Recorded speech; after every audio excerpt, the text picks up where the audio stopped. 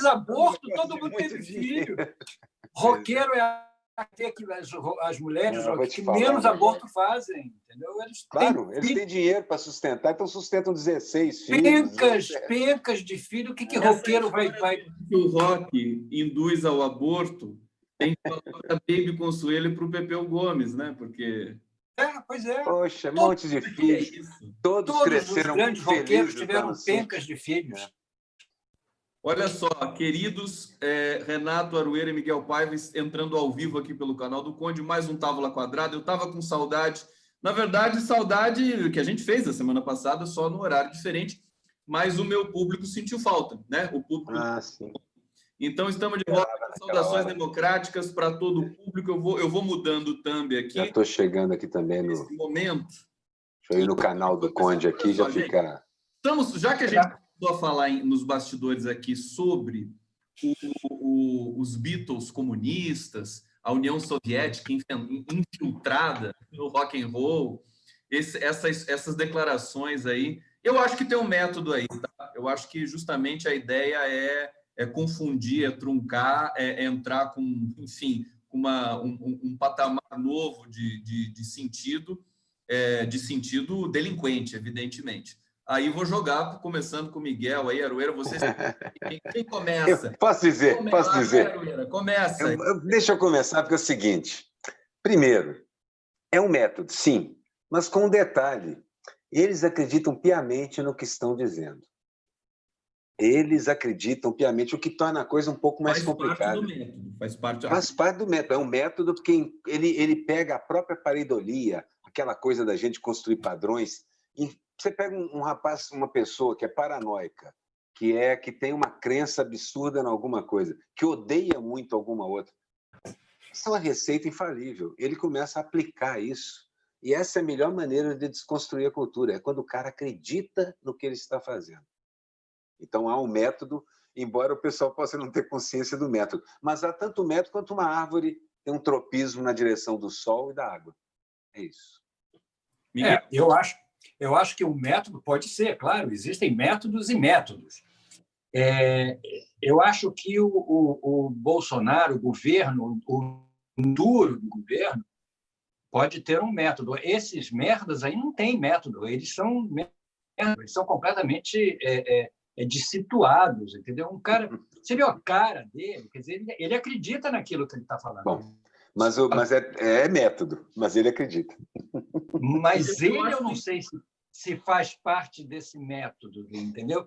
Eu acho que ele é um delirante, que deram a chance para ele falar coisas e ele acredita naquilo que ele está falando e ele vai em frente. Se não pararem ele vai continuar. O Conde é linguista e sabe o poder que essas coisas simbólicas têm. Ele passa a crer nisso e passa a agir de conforme, e o método se alimenta dele próprio. Olha, deixa eu só fazer um comentário. Essa é um gênero, né? Acho que essas teses que são um arremedo de conspiração, né? Não chega a ser conspiração, é um arremedo. Elas sempre estão por aí, meio que no campo do deboche e tal. Agora, o nosso problema é que essas pessoas ascenderam ao poder agora. É verdade. Entendeu? E eles estão que nem pinto no lixo, né? Para usar essa expressão. E põe lixo nisso.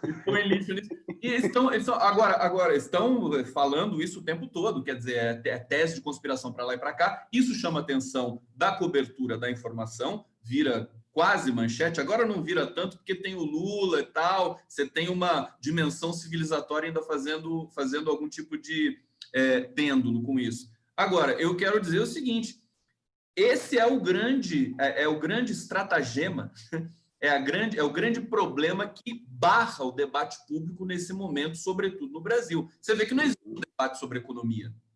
Não existe um debate sobre... A gente está reclamando do genocídio, do povo negro e tudo mais, mas aí o que vem? Vem o rock and roll induz ao aborto, vem esses enunciados, que são enunciados, a meu ver, como linguista, como o Aroeira perguntou, que eles são enunciados assassinos, eles matam o sentido. Esse que Vai, Aroeira, comenta mais. O método é matar o sentido, a conexão daquilo com a vida das pessoas. Com a realidade. Para quê? Para colocar no lugar. Você lembra que ele prometeu? Temos muito a destruir antes de poder começar a construir. No lugar, eles vão colocar a crença deles. A Bíblia, levada ao pé da letra. Uma coisa que eu acho genial, esse povo acha mesmo que a Constituição é uma coisa a ser interpretada, que a Bíblia é para ser levada literalmente ao pé da letra. Eles acreditam nisso. Isso eles vão tocar pela ciência. É aquele negócio, mais cedo ou mais tarde isso dá errado, evidente, mas pode sacrificar 2, 3 gerações. Se você passar... Não, vai, Miguel, depois eu retorno. Se você continuar dizendo essas coisas para esse povo, boa parcela desse povo vai acreditar, porque eles não se focam, o chamado grande público, né, que o Ziraldo disse, eles não focam muito numa consciência de classe, eles não são conscientes do papel deles, entendeu? Então, eles houve uma barbaridade dessa, eles concordam, talvez o menino lá da Paraisópolis, do menino que o morador daquela rua, lá onde os meninos foram massacrados, talvez eles não concordem muito com essa história, porque eles estão convivendo com essa realidade, entendeu? Mas até isso se transformar numa força transformadora, entendeu? Leva muito tempo. O massacre da mídia é muito grande. E eu volto a dizer, enquanto a nossa grande mídia não fizer uma campanha de fato contra, porque a Folha faz aquele drama, um editorial, sim, do raivoso, e no dia seguinte já está tudo normal. Quer dizer, qual é a atitude que a grande imprensa tem que ter diante das barbaridades que estão, principalmente esse massacre que teve em Paraisópolis? É para cair em cima, para encostar o Dória na parede, entendeu? E não fazem isso. Ficam ouvindo, dão espaço para ele dizer que não acredita que a PM esteja envolvida, entendeu? Aí morre. O assunto morre, fica morno, fica... O assunto é assassinato. Não bate. No entanto, assim, você sabe, Conde, que eu defendo há um tempão a ideia de que tudo isso é pauta. Se passar, passou. Se pegar, pegou. Mas diverte, no sentido de que nos tira, nos desconcentra em muitas coisas. Mas acho que a realidade política sempre foi assim. Ritos comunistas, é isso? Sim, eu estou falando assim, os desvios, as pautas diversionistas são pautas também. Sim. Se entrar, se aplicar, porque um maestro conservador que acha que a música acabou no final do século XIX vai adorar que parem de tocar qualquer tipo de pop. Então, deixa eu te falar, o que aconteceu logo no ato contínuo, a libertação do Lula, foi que esses enunciados esdrúxulos do bolsonarismo, eles sumiram. Agora, como consolidou também essa liberdade do Lula, eles começam a voltar com esses, enfim, esses rottweilers aí do bolsonarismo, é o cara da Funarte, é o ministro, é o Weintraub, hoje tem o cara do Pisa também. Deixa eu saudar aqui os nossos internautas, estavam com saudade da gente, Lúcia Guedes, Ana Maria Marques Jarrens, saudações, Kátia Peruca, boa tarde, crianças, chamou a gente de crianças aqui. Somos crianças, não? Vamos fazer... Sempre crianças. Olha só, Helena Porto dizendo que está com saudade também, Ana Maria aqui mais uma vez reiterando a saudação para a gente, Gorete Lemos e Silva, Jaguarão, Rio Grande do Sul, fronteira com o Uruguai, assistindo live, tudo distração, obrigado, gente. Essa live aqui é densa, essa aqui não é para fazer diversionismo, não, é para a gente voltar a tentar produzir algum tipo de consequência no mundo do sentido. Vamos só, eu queria trazer o tema da Folha de São Paulo, já que o Miguel Paiva comentou.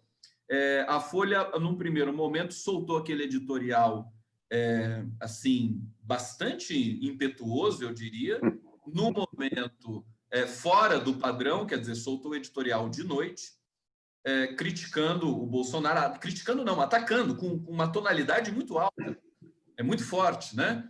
Porque o Bolsonaro, enfim, tirou a folha da licitação, aquela história que a gente conhece, só para deixar o nosso público aqui a par do que a gente vai comentar. Eu quero comentar do ponto de vista da linguagem, realmente. A Folha soltou aquele editorial. O Weingarten, que é o secretário da SECOM, secretário de Comunicação do governo, respondeu com uma virulência muito forte, só com generalidades, como só ia acontecer com todos os bolsonaristas, e a Folha de São Paulo soltou uma resposta absolutamente técnica e acovardada, a meu ver, porque quer dizer, abortou completamente qualquer possibilidade de interpelar o bolsonarismo.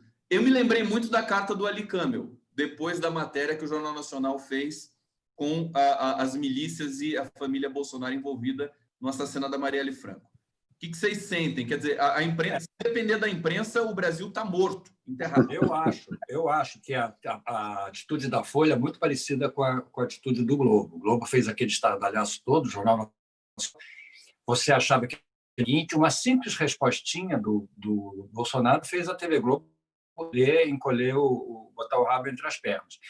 A Folha de São Paulo é a mesma coisa. Eu me pergunto, esses jornais, tanto o Estadão quanto o Globo, dependem desta maneira do governo? A sobrevivência deles está diretamente ligada às verbas que o governo destina? Essa é a realidade? É uma pergunta. Diretamente, não. Diretamente, não. É uma percentagem até pequena da renda. Segundo, por que a Folha ficou tão indignada e se sentiu tão ferida do Bolsonaro anunciar que ia tirá-la das licitações? Esse montante justifica isso? Quer dizer, então, a pergunta que eu faço, que imprensa independente é essa, que eles tanto apregou, essa coisa da imprensa independente? Dependente do quê?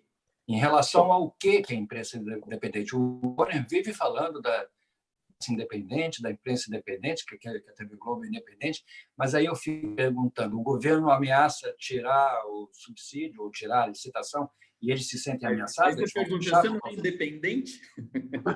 Pois é. Então, isso é a primeira pergunta. A segunda que eu faço é o seguinte: será que interessa mesmo à Folha, ao Globo, ao Estadão derrubar o governo Bolsonaro? Porque, por enquanto, o governo Bolsonaro por enquanto, não só a TV Globo, como a Folha, o Estadão, ao mercado, a tudo mais, aos economistas, aos empresários, aos executivos, à Fiesp, ao Cacete A4, é o Guedes conseguir implantar o projeto deles, e ele está conseguindo, ele está fazendo, mal ou bem, tropeçando, perdendo coisas.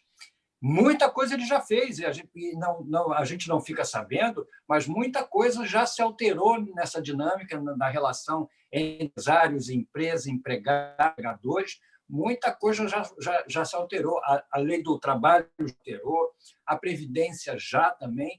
Quer dizer, o país, a cultura está sofrendo na pele, a dificuldade que a gente tem em conseguir uma peça de teatro ou um filme é uma loucura. Quer dizer, então o país está sendo transformado, sim, de verdade. O projeto segue, porque essas pessoas não estão interessadas nem em cultura, nem em bem-estar social e nada disso. Então é o seguinte, enquanto o Guedes estiver, vai tudo passar batido. Aí a Folha faz um gênero, que é um jornal com as liberdades. A gente tem conversado sobre isso, que assim, o grande problema da grande imprensa é que ela abomina o agente da coisa, mas ela aprova a coisa. Ela quer aquelas medidas econômicas aprovadas. Os seus colegas, amigos, as pessoas que eles frequentam querem isso, gente do mercado e tal. E, por outro lado, o Bolsonaro é o tipo de pessoa que eles não aceitariam nem no hall de entrada dos apartamentos que eles moram. Grandes jardins, ali no Leblon, Ipanema, na beira-mar. O problema deles é um problema de eu não sei exatamente o que fazer. O outro, voltando à sua primeira pergunta, Miguel, é o seguinte, é que a gente sabe que a redação, quer dizer, a chefia da redação, a chefia das decisões políticas não é exatamente uma cabeça só que toma. Tem 2, 3, 4 pessoas com graus de influência que discutem muito. A gente já viu algumas dessas reuniões importantes acontecendo dentro do aquário e sabe como funciona. Então, meu ponto aqui eles continuam divididos, a grosso modo eles sabem o que querem, mas não sabem mais se o que eles estão fazendo vai chegar lá completamente, porque Guedes entrega parte do que prometeu. Não entrega tudo. Muito difícil entregar tudo no ano eleitoral que nós vamos entrar agora. Muito difícil. Então, a minha opinião sobre isso é um pouco diferente. E outra coisa, eu acho que o empreendimento jornalístico ele é mais fluido, falando da grande imprensa burguesa, a imprensa de cativeiro, ele é interessante, ele pode, muitas vezes, estar do lado geral da civilização dos trabalhadores. Eu não sou um desses caras que acham assim, traça uma linha, daqui para lá não funciona. Não, se o cara quiser participar, pode. Mas são todas as instituições que ele tem que manter sob vigia estrita. Para isso, gente na rua ou democracia mais direta vai ser a única solução. E você sabe, Aroeira e Miguel, engana até a gente que está tentando produzir algum tipo de alternativa no mundo da informação, porque quando eu li o editorial da Folha, eu falei, nossa, o que aconteceu, né? Que acordou para a vida? Imediatamente, o Jean Willis imediatamente colocou no Twitter assim, mas está na hora da Folha fazer autocrítica, então, né? Acho bonitinho. Mas, Conde, ninguém diz mais o que disse do que o jornal. O jornal é um dizer no dia seguinte o que foi dito rio, ontem. né? É um rio corrente, como diria o James Joyce, né? Até o Bolsonaro O Bolsonaro é um campeão de dizer. Vai repensar essa coisa da Folha, se eu vou ser legal ou não. Quer dizer, ele fica usando um paternalismo, entendeu? Absolutamente dissonante. É engraçado que a Folha, o Globo, o Estadão, principalmente a Folha e o Globo, bastaria os executivos, os diretores, os cabeças lerem o próprio jornal. Existem colunistas, tanto na Folha quanto no Globo, excelentes, que estão fazendo um retrato do Brasil muito bom. E a direção da Folha leu o Freitas, bastaria ler o Bernardo Melo Franco, bastaria ler o Iríssimo, bastaria ler outras pessoas para entender o que está acontecendo no país. Tem muito de bravata, né? Muito disso é aquela bravata pré-negociação mesmo. Eu grito, você grita, é coisa de primata, bate no peito, bufa bastante. Mas eu acho que é a isso que está levando, viu, Aroeira, do âmbito mais geral desses enunciados assassinos de sentido, de Beatles, comunistas, etc. Eu acho que o geral é isso, essa discussão sobre fake news também. Você ficar discutindo se uma coisa é verdade ou mentira, não é infantil isso? A gente sabe, coisa infantil. Eles nos arrastaram para isso. Nos arrastaram para isso, porque nós... E a gente não vai chegar a conclusão nenhuma. O mundo da opinião realmente não comporta verdade e mentira. Você pode ter pressupostos imprecisos, etc., mas o mundo da opinião pública, não é reduzido a verdade ou mentira. Então, acho que tem um desafio muito grande para a gente discutir. Deixa eu só ler alguns comentários aqui dos internautas, estão dizendo coisas interessantíssimas aqui. Ó. Rita Guedes Rodrigues, o método deles vai além do que pregam.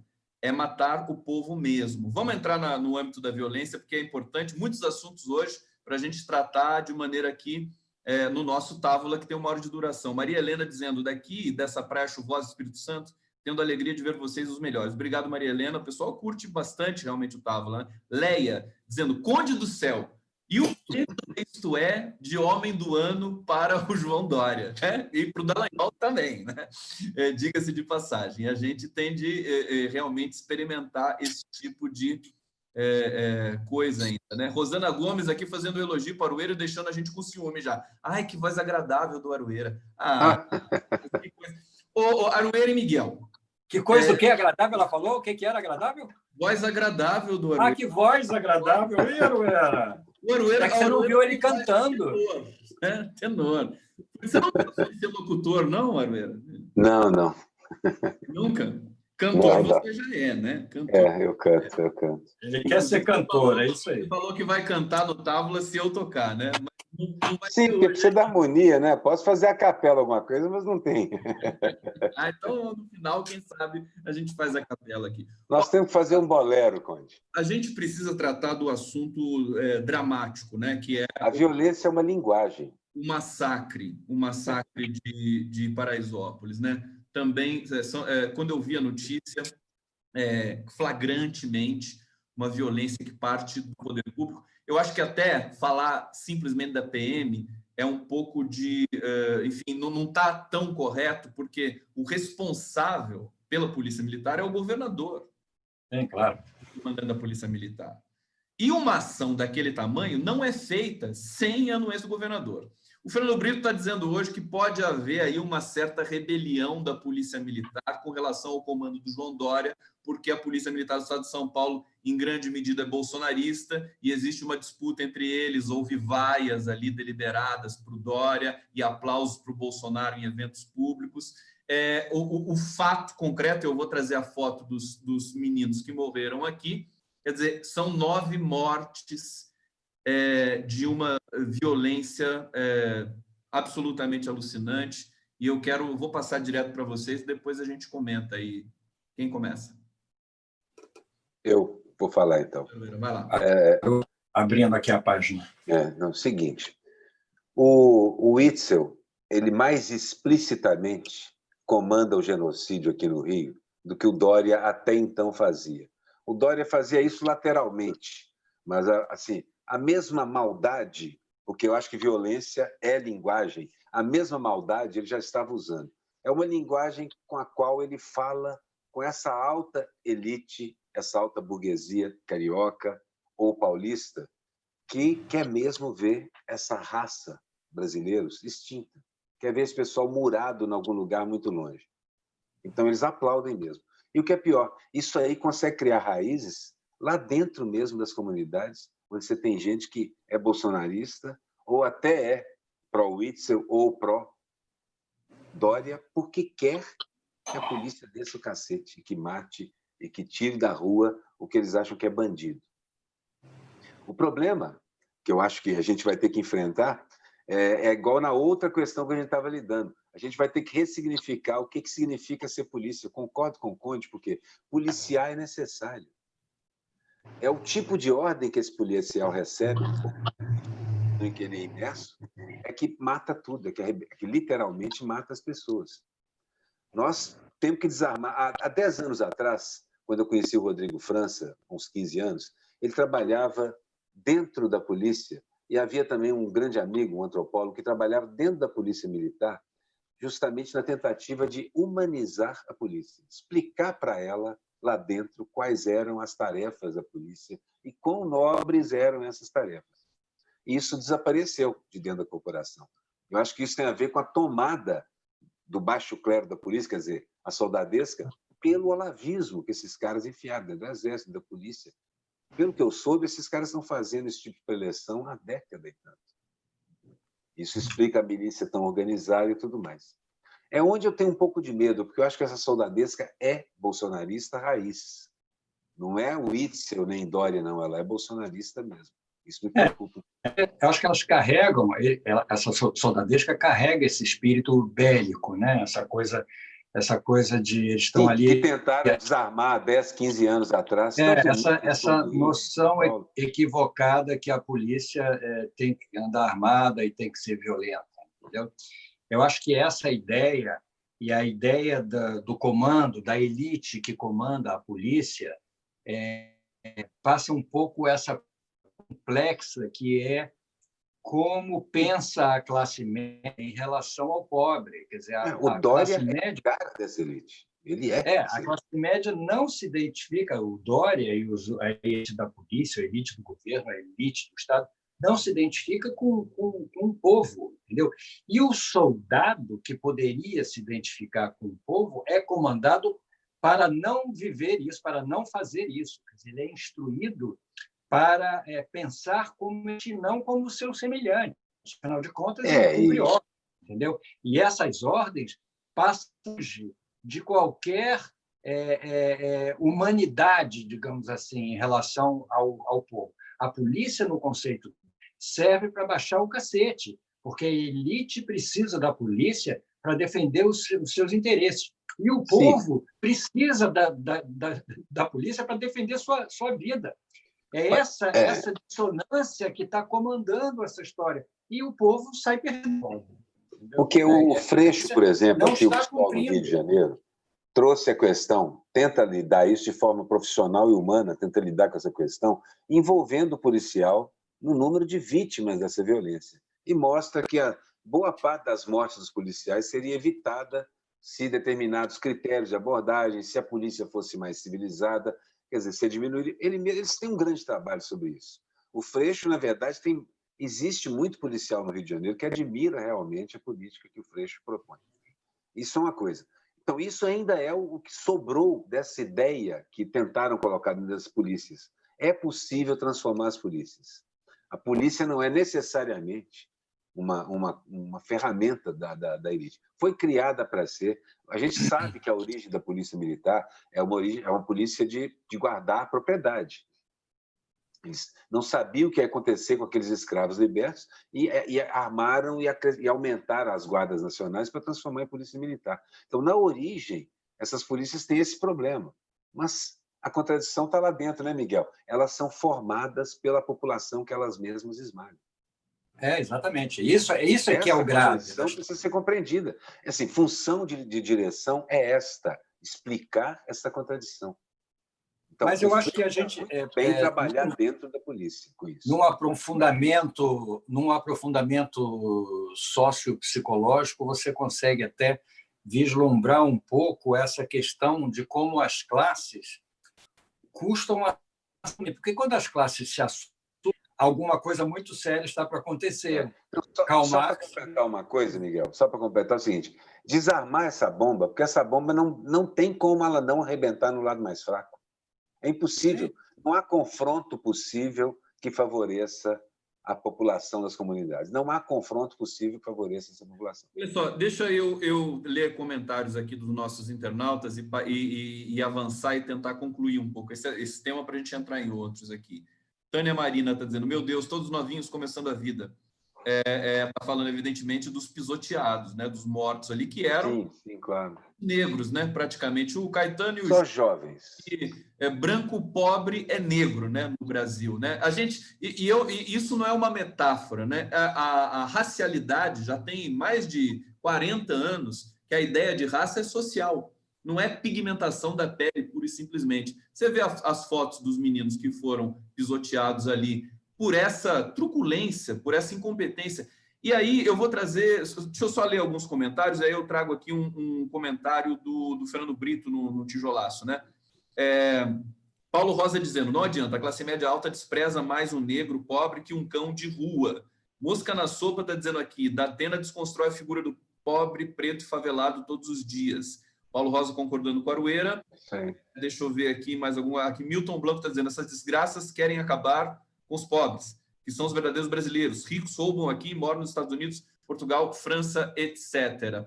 O Fernando Brito contou de uma rave na Marina da Glória, no Rio de Janeiro, que também teve, enfim, público gigantesco, como o Pancadão lá de Paraisópolis. Mesmo barulho, tudo igual. Com o mesmo barulho, e aí alguém reclamou do barulho, a polícia foi lá e foi falar com os organizadores, dizer, olha, por favor, dá para abaixar o barulho. Ninguém abaixou nada. Foi até 6h20 da manhã, segundo o Fernando. E normal. Não houve tumulto. Quer dizer, eles certamente, essa rave, eram todos brancos. Né? Claro. Assim, é evidente, é uma coisa que eles não têm como esconder, que há embora não possa não ser nenhuma coisa consciente, mas há uma caça racial no policiamento. Há até um cartoon americano desanimado em que tem essa situação. O cara para no carro e o policial levanta uma cartelinha com as cores. Negro, marrom escuro, marrom mais claro, creme mais claro, quase branco, rosa. E ali dizia, metade dessa cartela é cadeia ou porrada. A outra metade é deixa passar. Funciona assim. A gente sabe, às vezes um policial negro faz esse papel sem perceber o que está fazendo. Não, então, o que a gente responsável. Você acabou de mostrar a charge aí. Os responsáveis são os caras que impõem essa lei. Eles, o subordinado quer agradar o chefe e faz o que o chefe acha que deve ser feito ou o que ele acredita que o chefe quer que seja feito. Aquele artigo maravilhoso do Miguel Paiva, que ele fala do machismo estrutural, né? Nós temos o escravagismo estrutural, não é só o racismo, escravagismo. Está impregnado na linguagem. O horror ao trabalho. Oi? O horror ao trabalho. E a gente tem essas aberrações, por exemplo, o sujeito que representa a Fundação Palmares, proferindo um dos maiores enunciados racistas que eu já vi na minha vida. O deputado federal, o Hélio Negão, escrevendo um artigo na Folha de São Paulo, um artigo negando o racismo na minha vida. Então, eu acho que esse caldeirão, o Brasil está em ebulição. Eu estou avisando, estou dizendo humildemente que depois do Carnaval o bicho vai pegar no Brasil. Miguel Paiva comenta mais duas coisinhas rápidas. Uma é o seguinte, puxando naquele assunto lá, a Anitta, cantora, fez no jornal hoje, fez uma festa na casa dela no condomínio das Mansões, que é, evidentemente, pelo nome, um condomínio de brancos, ricos, E a festa foi até 6h30 da manhã, com pancadão, com funk, com não sei o quê. Foram reclamar, vizinhos reclamaram, o segurança reclamou, todo mundo foi lá, não aconteceu nada. Ela disse, a casa é minha, estou fazendo a festa na minha casa, e por aí ficou. A segunda, só para registro de como os tratamentos são diferentes. Funk, enquanto manifestação cultural e artística da classe pobre dos negros, é uma ameaça e é combatida na porrada. O funk, enquanto gracinha da classe rica, dos brancos e tal, aí consciente. A segunda coisa, a gente aprendeu nos tempos que a gente estudava marxismo, entendeu? Que é importante a consciência de classe. E a consciência de classe é uma coisa que não está acontecendo nem na política. Foi dissolvida, né? Foi criminalizada. Exatamente. Nem nos pobres, nem nos operários. Há uma distância, há uma consciência da outra classe. Eu quero ser a outra classe. A consciência de classe foi atacada pela violência, mas também foi atacada culturalmente. Ela foi dissolvida. Se dissemina a ideia de que não há classes mais, que você é um empreendedor, todo mundo é meio classe média. E não é bem assim. Não há ideologia, não há classe. Não há ideologia, que a história acabou. Dia da consciência negra, dia da consciência humana, que é aquela história... negar o aspecto simbólico e tal. Então, é evidente que... Eu sou feminista, sou feminina. Eu sou tudo igualzinho. Mas é isso, o governo Bolsonaro é isso. Eles têm negros que negam racismo, mulheres que negam o sexismo, e assim por diante. Essa é a estrutura dele. O que a gente tem, acho que o caminho da... O maestro que nega a cultura, é que a senha para matar... O Brasil sempre foi violento, a polícia sempre matou, os governos do PSDB sempre vestiram esse terror, né? Mata professor, atira em sindicalista, o que tiver na rua, aqui quando era o Alckmin. Aliás, foi o estopim das jornadas de 2013. Aliás, 9 mortes nessas condições, elas poderiam ser o estopim de uma revolta nacional. Quer dizer, brasileiro parece que não está ligando. Foi, em muitos países foi. Nos Estados Unidos, vários motins começaram com coisas menores até do que essas, na França também. Exatamente, mas assim, só para concluir a questão, a senha para matar é dada todo dia pelo bolsonarismo, pelo próprio Bolsonaro, pelo filho com a arma na cintura, pelo Bolsonaro com a arma na cintura, presidente da República com uma arma na cintura, se deixa fotografar, enfim, com os enunciados que são pró-violência o tempo todo, né? Eles querem proteger os garimpeiros, enfim, os grandes os latifundiários na região da Amazônia, e colocam a culpa da queimada nas ONGs, nos brigadistas. Então, a gente está realmente... É uma briga política, na acepção máxima da palavra semântica, no sentido, na esfera do sentido, mas a senha foi dada, né, Miguel Paiva, com o golpe do CEF também. Quer dizer, eles estão pegando pesado. Pode fazer tudo o que quiser. Estão usando uma linguagem, uma atitude, como a Aroeira, a violência é uma linguagem mesmo, que a gente vai se acostumando a ela, entendeu? E eles estão pesado, e eles estão vendo que essa linguagem está batendo fundo no coração dessa bolha meio ameba que são os eleitores do Bolsonaro. Então, eles continuam a usar essa linguagem porque sabem que isso funciona, sabem que isso causa sempre funcionou. O efeito da revolta disfarçada, entendeu? Da revolta disfarçada, não, da subserviência disfarçada de revolta, entendeu? Ser violento porque eu quero que nada mude, entendeu? Então, é essa contradição da atitude rebelde, da atitude violenta, da atitude supostamente transformadora, para não transformar merda nenhuma, para ficar tudo igual, do jeito que está. Falar um negócio sobre a violência, que é a violência simbólica. A violência ela é uma linguagem porque, por exemplo, rasparam os cabelos dos jovens, toda a rapaziada que era da ONG, que combatia incêndios. Isso tem um aspecto de humilhar, de submeter os caras como se fossem prisioneiros encarcerados. Esse é um dos lados da coisa. A outra coisa é que, a violência, na história do planeta todo, a história da civilização humana, o impacto audiovisual da violência é impressionante. 99% das vezes, a sociedade manteve o poder através de cobrir o pessoal de baixo de cacete, matar indiscriminadamente e tal. Só que o pessoal reage. Volta e meia, a população aguenta essa onda, vira. As revoluções mostram isso o tempo todo. Então, eu acho que vai haver também um levante. Que esse levante está se gestando, está criando uma massa crítica a cada dia maior, a cada dia mais gente incomodada, e eu vejo a cada dia mais gente muito puta com o que está acontecendo, jovens principalmente. Não sei até onde isso vai dar. Não é nenhuma, não gosto da violência de forma nenhuma. Mas esse governo sem juízo está facilitando demais as coisas para isso. Não é nenhum. Como disse aquele participante lá do encontro em Niterói, que eu não me lembro o nome, o dia que os favelados descerem para o asfalto e não for carnaval. Essa é a letra da música. Vai ser pesado. Eu temo também, porque o outro lado está se armando fisicamente. Isso.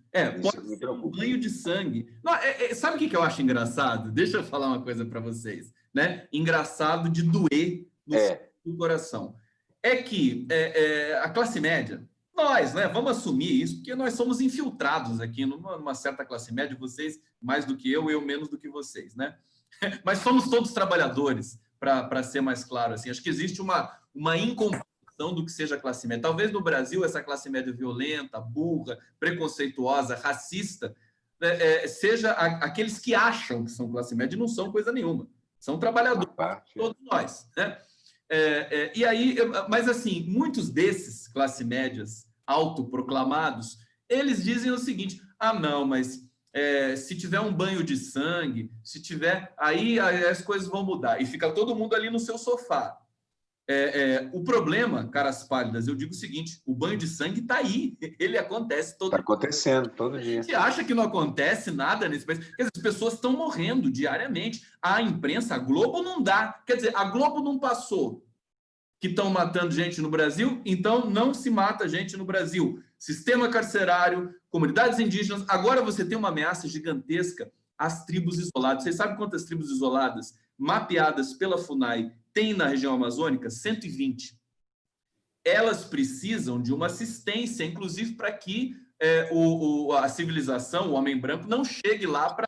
Passe por cima, né? Os garimpeiros.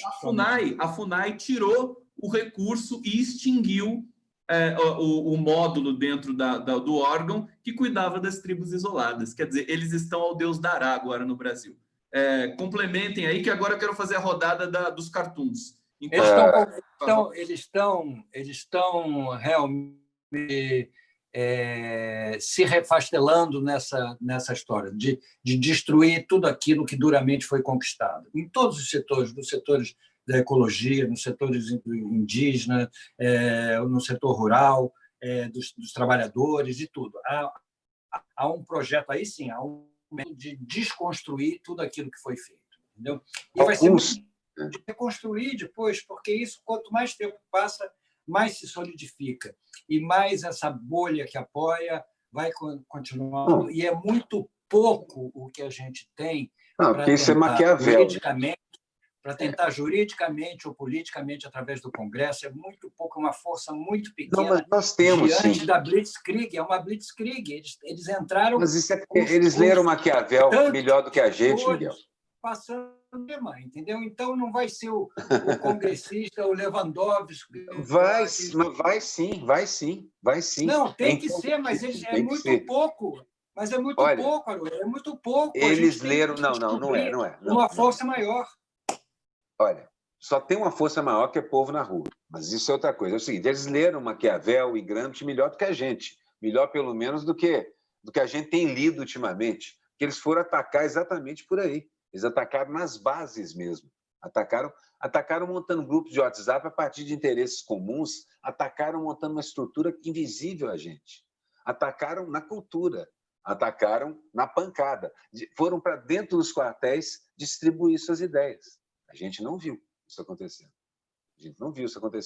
Então, o negócio é gigantesco, mas a sociedade está começando a acordar agora e tem acordado. Mal ou bem, o Lula está solto.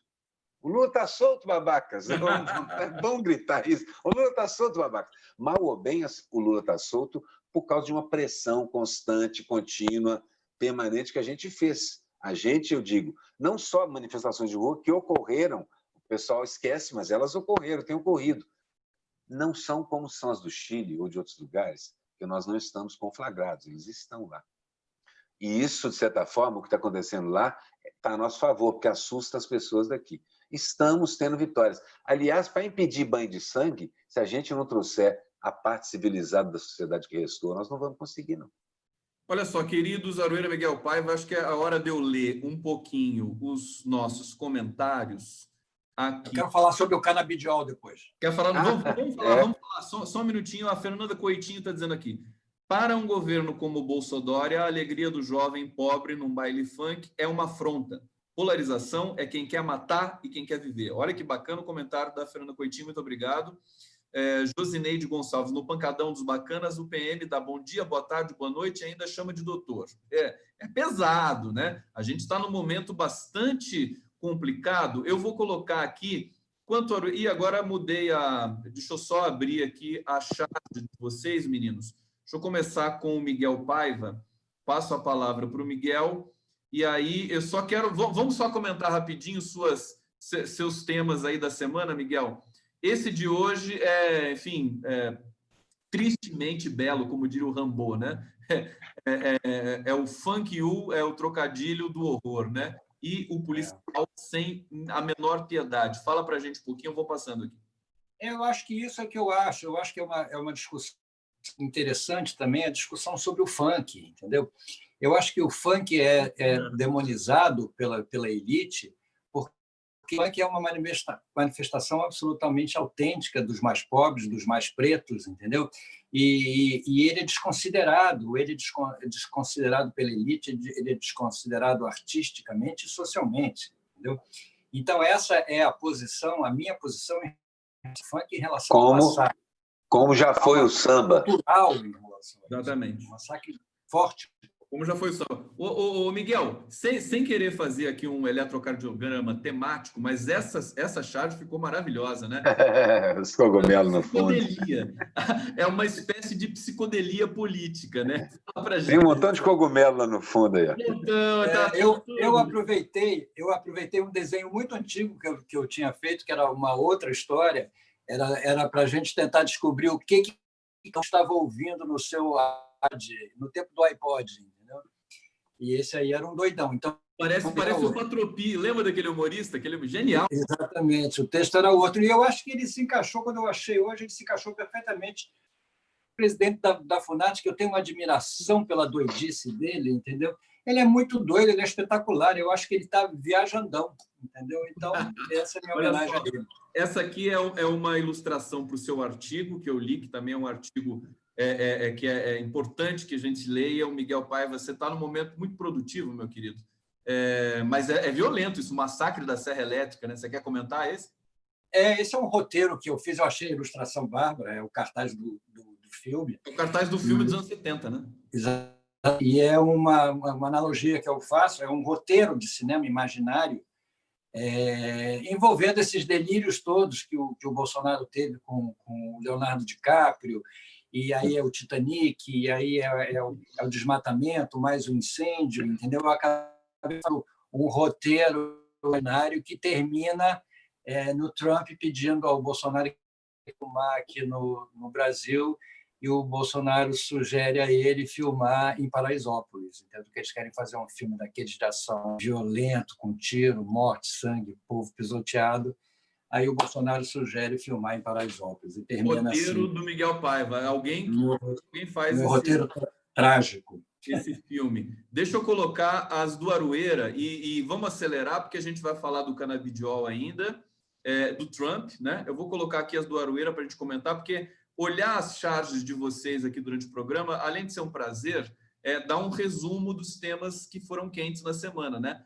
Esse é o telefonema. Para o 247 é uma por dia, né? Um por dia. Esse é o telefonema. Essa é fantástica. Explica a charge para a gente. Ele está dando telefonema que ele falou que ia dar para o Trump. Então, Você ligou para a Casa Branca, não desligue. Sua ligação é muito importante para nós. No momento, todos os nossos canais... Do Trump na sequência, deixa eu só colocar... Ele não tem nenhuma conexão real com o Trump. Essa charge aí, tem a ver com aquilo que eu falei assim.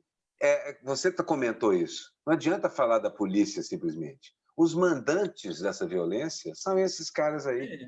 A cada dia, cada vez que um deles abre a boca, morre um mendigo na rua em São Paulo, morre um jovem negro numa favela carioca e um índio num confronto com garimpeiros na Amazônia.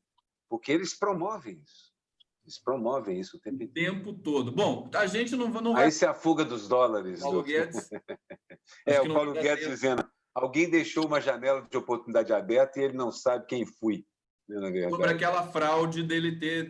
aquela possível fraude que o Nassif alertou. Eu acho, eu chamo a atenção aqui, a gente devia reparar nas olheiras do Bolsonaro, que o Caruera tem acentuado muito nos últimos tempos, entendeu? Ele está ficando já não é mais aquele olhar plácido, aquela tranquila segura, ele está com medo, porque segundo a Arubeira ele não deve estar dormindo, né? Eu não dormiria, ele morre de medo, como dormir com tanto medo? Pois é, olha as olheiras dele. E essa aqui é fantástica também. O Bolsonaro, quer dizer, evolução, o gênio da estupidez. Começou essa chat com uma ideia de uma amiga minha, a Luana, que falou, amiga da minha filha, que falou, mas o Bolsonaro é uma espécie de gênio, né, da estupidez. Eu falei, isso é perfeito, ele é o gênio da estupidez. E aí fiz a chat. Sensacional. Olha... É um gênio da estupidez. A gente estava conversando, queridos, a gente estava conversando antes de começar o programa do Távola Quadrada, do que a gente está com planos muito bacanas aqui, viu? O público maravilhoso, o público adora vocês. Estamos aqui com uma audiência muito grande para o meu canal.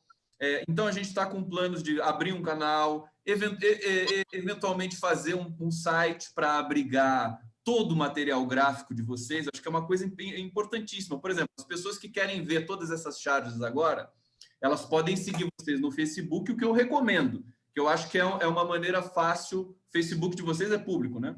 É público. É aberto. E as charges estão também no 247. O 247 o nosso nome, passou a estar organizado lá, tá? Tá tudo no nome de vocês lá, né? Tá. Mas a ideia é muito boa mesmo, de ter um lugar onde colocar toda a produção, os textos, as charges e tudo mais. Organizado porque... E até a música, né, Conde? É uma narrativa, com música também. E aí, antes da gente...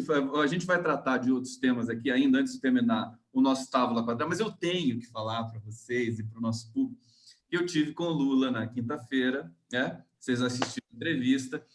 Deliciosa. Um pouco antes da entrevista, a gente estava ali mais descontraídamente e o Lula pegava no meu braço assim, né? Fazia assim, ô Conde, o Távola Quadrada, ele adora o Távola. Que delícia. Ele curte, ele fala assim, eu fico com vontade de falar. Então, assim, uma coisa que certamente vai acontecer é um dia nós fazermos um Távola com o nosso querido Lula. Nossa, vai ser um prazer. Vamos, né, sem assodamentos, né? Vamos esperar, porque ele precisa, né, agitar esse país também. Mas vai ser muito bacana. Ele gosta disso, ele gosta dessa espontaneidade. O nosso programa não é um programa que só fala de política, nós trazemos cultura. Acho que é isso que ele curtiu, que ele sente falta. Então, ele mandou um beijo para vocês. É muito bacana. Que orgulho! Esse vínculo, tá? Que a gente estabelece. E aí, vamos passar. Eu queria que vocês comentassem. Quer dizer, primeiro, o que vocês acharam do Lula ali, da performance dele. Ele está tão bem, gente. Vocês perceberam isso? Vai lá, Miguel. Fala aí. Não, a gente até já falou aqui, não sei se foi no programa ou no nosso bate-papo de domingo que a gente fez, eu não me lembro.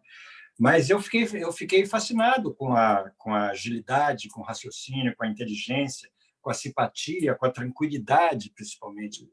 É muito difícil. A gente não tem nem que comparar, né, o Lula com o outro, com o Bolsonaro, por exemplo. Não, isso não existe. É uma coisa absurda. Quando a gente entrevistou o Lula... É uma coisa absurda.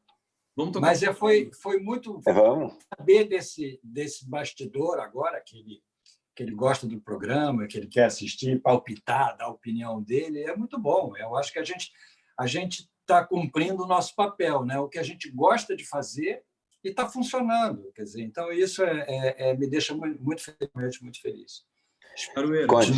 Quando eu cheguei ao Rio, quando eu conheci meus ídolos, os cartunistas, os músicos, e eu nunca perdi a sensação de maravilhamento que eu tenho com o privilégio que eu tive de conhecer alguns gênios aí. Conhecer o Lula é um privilégio desse tipo. É uma sorte você estar vivendo num momento que você tem uma liderança como essa. É como estar vivendo, convivendo com Gandhi, convivendo com Mandela, convivendo com gente deste nível, desse quilate. É evidente que muita gente vai dizer que é absurdo você comparar. Esperar a história costuma ser justa apenas nesses casos, inclusive. Só lá na frente que ela fala, putz, esse cara era impressionante mesmo, esse cara era um grande líder. Vai chegar lá. Então, para mim, é uma honra e um orgulho ouvir que o Lula gosta do nosso programa. E, com o tempo certo, vou adorar conversar com ele e entender um pouco como é que funciona essa cabeça dele, né? Que é uma coisa interessante, porque o Lula não precisa de um roteiro, não precisa de pauta, não precisa de preparação. Você joga ele em qualquer discussão, ele tem uma opinião sólida, densa e pensada para dar. O cara começa a entender de quase tudo hoje em dia.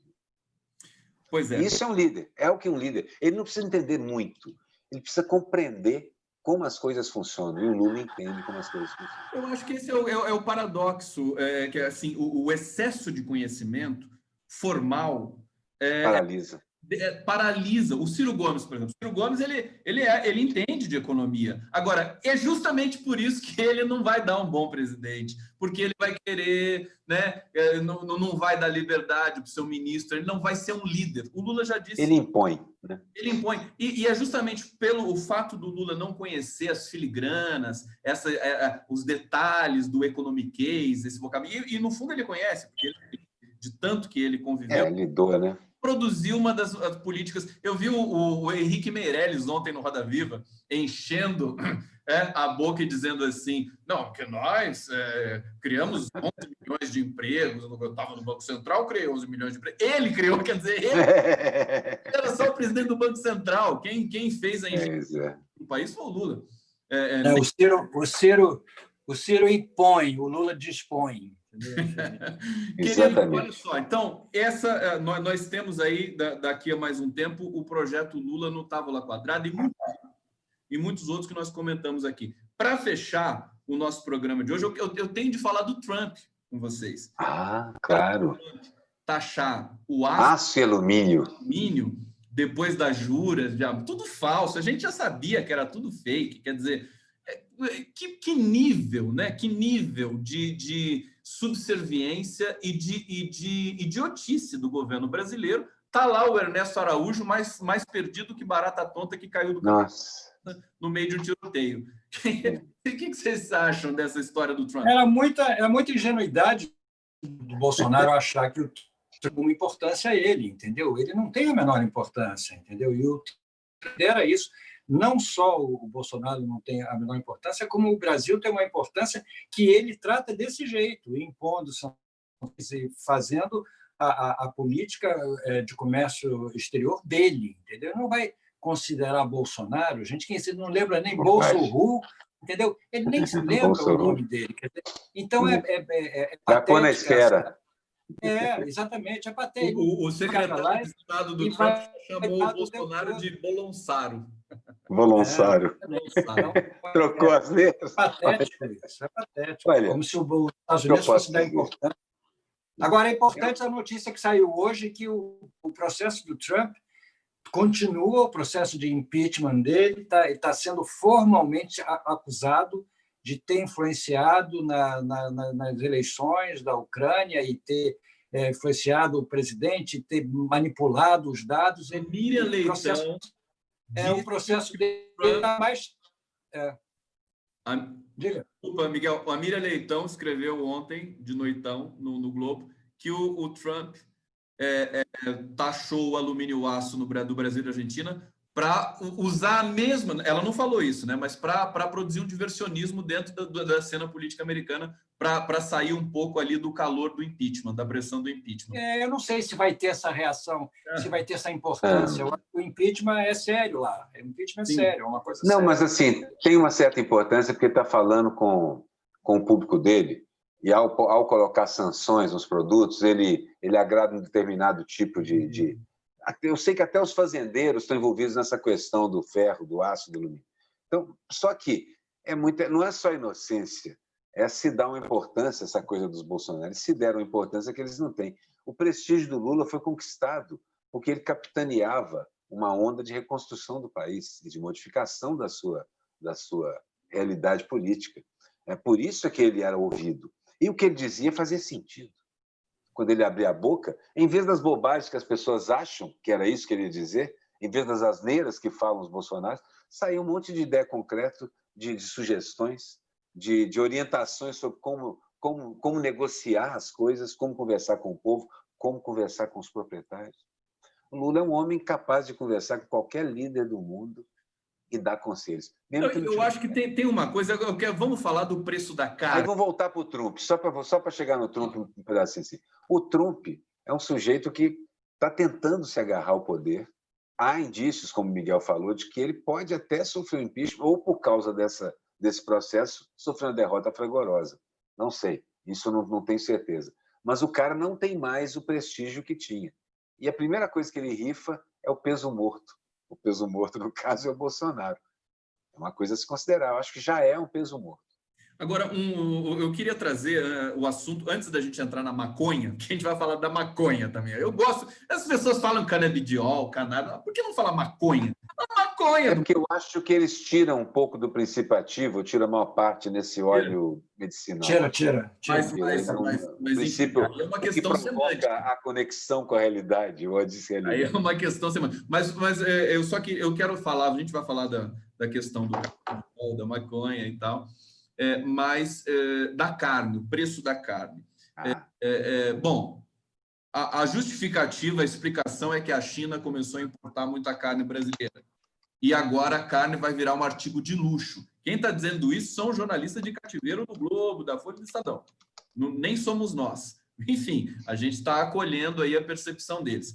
O fato é que, quando você tem um governo soberano, ele cuida para equilibrar o preço de certos insumos que são básicos para uma sociedade. Por exemplo, a imprensa sempre reclamou do preço da gasolina ser, digamos, controlado, entre aspas, pelo governo, né? Para não deixar, por exemplo, disparar quando dispara o dólar, quando dispara o preço do barril, ou quando cai muito o preço do barril, você tinha uma política de contenção e de equilíbrio, que é uma questão básica para você equilibrar uma economia. Eles querem a lei do mercado, pura e simplesmente, que seria uma lei da selva, que é o que está acontecendo agora. Quer dizer, se você tem uma distorção no âmbito internacional, você vai causar um drama imenso para a população brasileira, que agora vai ficar sem comer carne, querido. Então, assim, eu acho que só para completar, a ideia que me vem à cabeça dramática, né? Preço da carne bovina subiu demais. Agora, da carne humana no Brasil... Está baratíssima. Essa está baratíssima. Mas sobre a carne, eles subestimaram. Esse é o tipo da coisa que derruba governo. Exatamente. É o tipo da coisa que derruba governo. Essa eu acho que foi um tiro no pé. Mas não é bem um tiro planejado no pé. É um tiro porque a metralhadora disparou. Eles estão fazendo essa bobagem em relação ao comércio exterior brasileiro já há algum tempo. Esse negócio da carne agora é uma consequência dos equívocos lá de trás e dos erros de planejamento. Por inteirice... Se não controlarem o ovo, o preço do ovo vai subir também e vai desaparecer, entendeu? Porque está sugerindo comam um ovo no lugar da carne, vai acontecer a mesma coisa. Entendeu? O ovo some, o ovo aumenta e acabou. E vai comer o quê? Frango também. A alimentação do brasileiro vai para as cucuias. Eu acho que irresponsabilidade, é imperícia. O Bolsonaro não conhecia nada. Ele acabou de ir para a China, abriu, enfim, os chineses não precisam mais de, acho que, visto para vir para o Brasil, naquelas medidas de arroubo, né? Não, vamos tirar o horário. Hoje eu soube. Organiza tudo. Hoje eu soube que eles tiveram algumas epidemias na China em relação a rebanho e carne e tiveram que perder parte do rebanho por causa desde daquelas várias doenças que costumam afligir gado. E que compraram, inclusive, eu sei de amigos meus que têm negócio em Portugal, compraram tudo que é quarto e pernil de porco que eles encontraram à venda em Portugal. Então, eles compraram a carne de muitos lugares do mundo mesmo. Parece que há alguma verdade na ideia de que os chineses precisaram de comprar carne. Mas não sei se justifica isso. Isso é imperícia mesmo, isso é incompetência de gerência. Eles são ruins na parte da gerência, eles só sabem gritar. Isso eles fazem bem. Vamos, enfim, então, trazer o tema do canabidiol. Miguel Paiva está mais interessado nesse assunto. Por quê, Miguel? Bom, né? Realmente é um avanço. Claro, eu acho que essa lei a gente precisa entender. Entrar em função daqui a 3 meses, né? E ela permite a venda, mas permite a produção. Então, ela apenas eliminou uma parte do processo todo. Essa venda era só feita através de importação. A Anvisa precisava autorizar, as empresas autorizadas importavam e você comprava dessas empresas. Então, parece que eliminaram uma etapa. O que motivou isso? Se foi o STF, se foi aquele julgamento que estava para acontecer já há algum tempo. Eu sei que uma parte foi eliminada, então agora você pode comprar em farmácia, as empresas vão continuar a importar. Mas eu acho que são etapas que vão sendo vencidas e é uma briga essa que tem que ser por etapas mesmo, entendeu? Até que daqui a pouco você libera a produção, aí você vai liberar o vivo, entendeu? Pode ser produzido, mas a maconha não pode ser plantada. Entendeu? Tem umas empresas que seguiram liminares e estão plantando para produzir o óleo. Entendeu? Então, até algum deputado do PSL barrar isso, propor um projeto na Câmara barrando isso. Porque nós estamos vivendo esse tipo de guerra ideológica, né? Eu acho que a pressão médica é muito grande nesse aspecto. É muito grande. O canabidiol, a cannabis é a grande força revolucionária desse século. É o que vai transformar a cara da saúde, a cara das doenças, mas que vai enfrentar uma batalha muito grande, que é dos laboratórios. O Weintraub acha isso também. O Weintraub acha isso mesmo. O Weintraub acha isso? O Weintraub acha isso, dentro das universidades. Ele foi visionário, foi clarividente, porque as universidades, ele diz que as universidades públicas federais plantam maconha e tudo mais. Quem me dera. Ele se referia a isso, acredite ou não. É o grande filão econômico do século XX. Ele se referia a isso, gente. E o pior é que ele se referia ao estudo do uso medicinal do canabidiol. Essa referência que ele tem. É um absurdo. Esse pessoal anti-ciência é o que eles falam. Eles se extinguem porque eles cortam a ciência e começam a morrer de doenças, os seus transportes batem uns nos outros. Eles não conhecem. Menos o presidente da Funarte. Esse tá tomando canabidiol assim, galo, entendeu? O Miguel Paiva se amarrou no presidente da Funarte, né, Miguel Paiva? Porque o cara é tão psicodélico, né, que a gente cria um certo afeto, né, por essas pessoas. Deixa eu ler aqui comentários dos nossos internautas aqui. Gorete Lemos e Silva, aqui em Jaguarão, se compra o canabidiol no Uruguai porque o Brasil não fornece o produto para quem é indicado. Marcelo Matos Trapnel, como diz Jô Soares, se Jesus estivesse entre nós hoje, ele seria crucificado novamente. Eu acho que seria pior do que isso. No Brasil, se ele estivesse no Brasil, ele seria pisoteado, né, pelas pessoas. Fabiano Merli, Caro Conde, entrevista a Cidinha Carvalho, São Paulo, Margarete Guedes, sobre maconha medicinal para crianças. A luta delas é pelo autocultivo e ainda não aconteceu. Aroeira, quer dizer então que maconha é uma coisa, cannabis é outra. Então, o canabidiol e outro. É porque tem mais de um princípio ativo. Se o sujeito chegar e falar assim, aí, vai um cannabis aí e tal, eu falo, não é isso. Eu acho que o óleo não tem a potência de conexão com o outro lado da realidade, digamos. O outro lado da consciência. Não, eu posso falar sobre isso, que eu fui me consultar, eu encomendei, eu pedi autorização à Anvisa, eu vou tomar para o meu para ver se melhora as minhas doses, apesar de que eu estou melhorando sem o canabidiol, mas eu, de qualquer forma, eu pedi. Eles têm dois princípios, o CBD e o THC. São dois princípios que a cannabis tem. Ambos, de maneira igual, só que depende de cada pessoa. Às vezes, o canabidiol com o THC funciona melhor para uma pessoa e não para outra. Então, os médicos determinam que tipo de canabidiol você vai tomar. Não causa nenhum efeito alucinógeno, nem o THC, que é o componente da maconha fumada que causa. Né? Então, nesse caso, não há causa. Não, então, é uma clínica de eles escolherem. Toma 2 gotinhas, entendeu? É muito líquido, pouco para causar. É um óleo, geralmente é um óleo. É um óleo que você toma com gotas, assim, 2 gotas por dia. Mas, geralmente, assim, o princípio alucinógeno, se é que se pode chamar assim, é reduzido.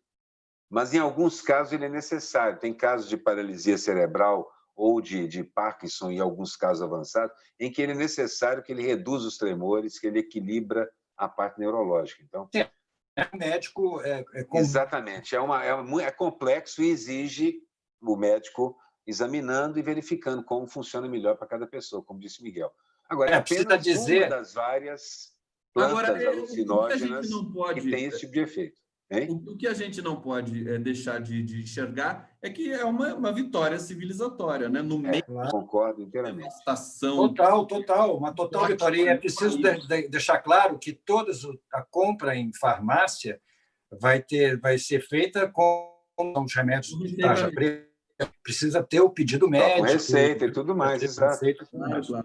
Não vai ser... Civilização é bom. Não, vou comprar um montão. Não, civilização é uma coisa muito boa. Ela, quando bem feita, é autorregulável. Renato Aruê. Menos o presidente da Funarte, que recebe em casa. Vocês sabem que vocês... Caiu no caldeirão, Miguel.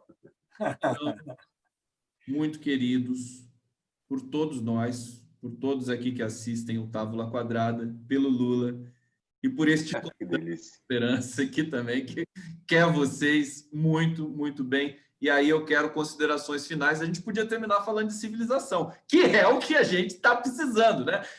Não é esquerda e direita, não é polarização, é civilização versus a barbárie. Não tem mais o que dizer com relação a esse governo que se parasitou, se impregnou aí na nossa realidade, triste realidade, mas nós vamos superar isso. Vamos lá, considerações finais para o Távola Quadrada deste glorioso dia, que dia é hoje? 3 de dezembro. Deixa para eu ver que eu estou tentando lembrar de uma frase da Stanley Kubrick. Vai, tá. A gente tem misturado os assuntos. A gente falou da violência institucional como linguagem, até chegamos até no aspecto da maconha medicinal, se funciona como um alucinógeno ou não. E, na verdade, nós estamos falando exatamente disso, de como a civilização lida com as coisas humanas, desde o poder, as negociações políticas, o bem-estar pessoal, o aspecto recreativo, a cura, a crença na cura, o direito à opinião, mas a negação da ciência não pode, não é compatível com a civilização. A negação do pensamento não é compatível com a civilização. A proibição permanente, a punição permanente, nada disso é civilização. Civilização é justamente a gente separar nossas piores pulsões e tentar ritualizá-las, acalmá-las e acariciar e melhorar as coisas boas que a gente faz. Isso é história, aquela deusa que o Miguel tanto venera. É simples assim, são minhas considerações finais. Eu queria trazer aqui para o Távola Quadrada o gênio do Stanley Kubrick e citar uma frase deles, se não é exatamente parecida, quando ele se referia aos Estados Unidos, eu vou usá-la para me referir ao Brasil, né? Que o Brasil passou do estágio da opulência à decadência, um estágio intermediário de ação. Essa é a frase que o cortou, Miguel. Cortou. Repete. O Brasil passou do estado de opulência ao estágio de decadência, sem estágio intermediário de civilização. Essa era a frase que o Stanley Kubrick usava para retratar os Estados Unidos e cai perfeitamente com o Brasil. Nós estamos passando da suposta opulência, de uma pré-opulência que a gente viveu, por uma total decadência, viver daqui a pouco, sem intermediário de civilização. A civilização foi jogada no lixo, entendeu? Espero que a gente consiga resgatar no lixão da decadência elementos importantes para destruir essa civilização. Lindo, obrigado, Miguel Paiva, Renato Aroeira. Eu adoro Stanley Kubrick também, acho que ele também era um frasista, e ele tinha, enfim, tem todo um mito em torno do Stanley Kubrick que é bastante interessante. Só dizer que a gente viveu um período no Brasil, com Lula, com o PT, com a democracia, que foi um fenômeno, foi uma coisa tão emocionante, uma coisa realmente você vê o povo soberano. Não é romântico, não é ingenuidade dizer isso, até pelo contraste que veio depois, que é o que está dando possibilidade de entender que aquele momento foi um momento único, né? Único. Lula costuma dizer assim, não estava no script que eu poderia, né, como representante dos trabalhadores, chegar à presidência da República e produzir o que ele produziu em termos de avanços, né? Todos os indicadores sociais do país explodindo naquele momento glorioso que a gente teve de democracia, com problemas, porque o Brasil, eu costumo dizer, tenho dito aqui, vocês devem saber que o Brasil é o país mais complexo do mundo. Eu também acho. Complexo do Brasil. Queridos, é isso, Távola Quadrada, chegando ao seu final, muito obrigado. Depois a gente vai combinar os desdobramentos do Távola. Vamos ver se semana que vem a gente chama um convidado para a gente... Maravilha. Uma convidada, né? Convidada. Bater um papo aqui. Beijo para você. Tá bom, então. Valeu. Beijo, pessoal. Até. Tchau.